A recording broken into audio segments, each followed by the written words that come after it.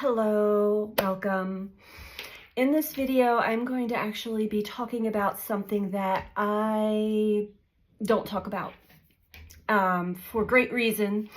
It is very sensitive, and it most likely will not resonate for everybody or many. But for those of you who may be having these same experiences or awarenesses, I just want to share some of my past life trauma flashbacks that have come to me my entire life. But as I grew older and as I became more in tune with my life path and how the energy speaks to me, it all makes sense, and it's linked to trauma that we experience in this lifetime. And we've lived many different life experiences. I'm only going to be speaking of one specific right now at this time.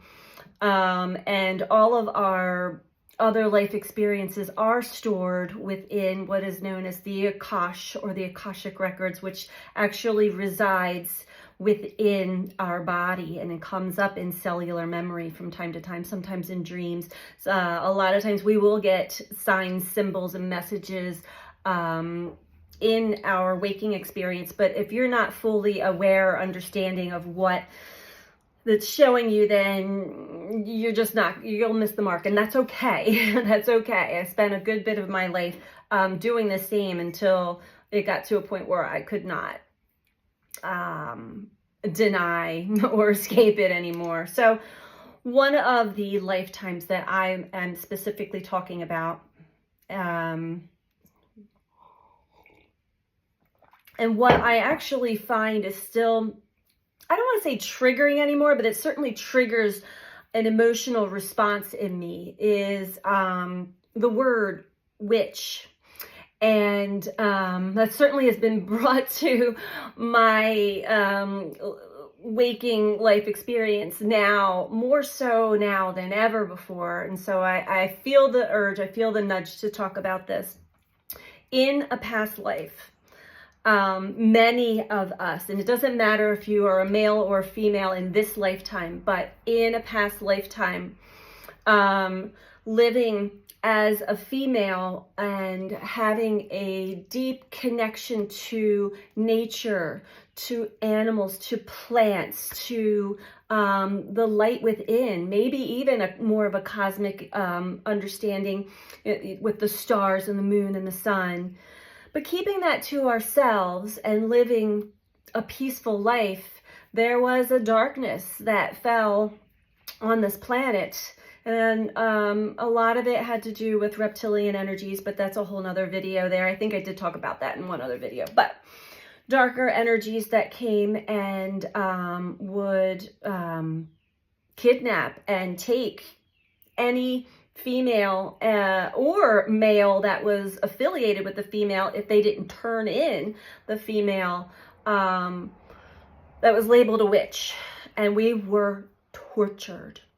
We were beaten, we were drowned, but not to death, and had our teeth knocked out of us, had been burned and hung and drug along the stones, and just the most horrific, long, drawn out torture, painful torture in front of the general public to instill fear in everyone. So it turned into a witch hunt.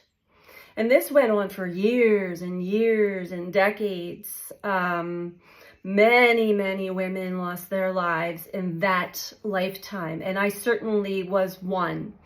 And so those of us who have memories of having these experiences, whether in dreams or in waking times, if you recollect, we're born into having to re-experience some of the abuse, definitely not to the extent of the torture that we had died from in that lifetime, but we have experienced some form of abuse, whether it be both physical and mental, emotional, or one of the, somehow there's trauma. And then what I've found, what's shown to me, is as we grow older, we turn that abuse on ourselves.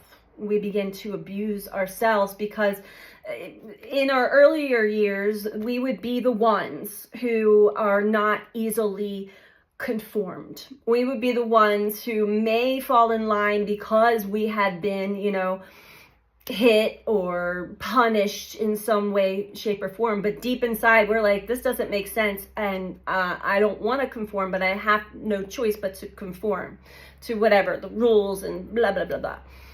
So as we grow up, we still don't feel a part of the conformity.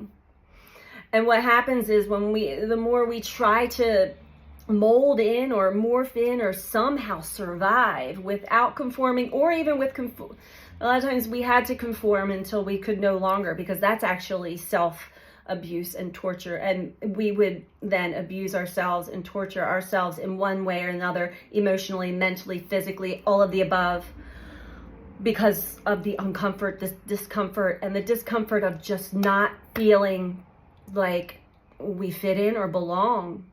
And there's a deeper soul knowing that I don't believe in these rules. I don't want to fit in or conform. Yet there's a fear of being tortured, punished, ostracized, or worse. And a lot of these deeper seated fears, and the whole story, the whole reenactment on a not as torturous level for many of us. It's not like in our past life, but we still have that reenaction, that fear that comes up, and that knowing that we don't fit into the mold. We never have, we never will. How do we get by and live in a society? How do we connect to others? Because that's the other thing. We need each other.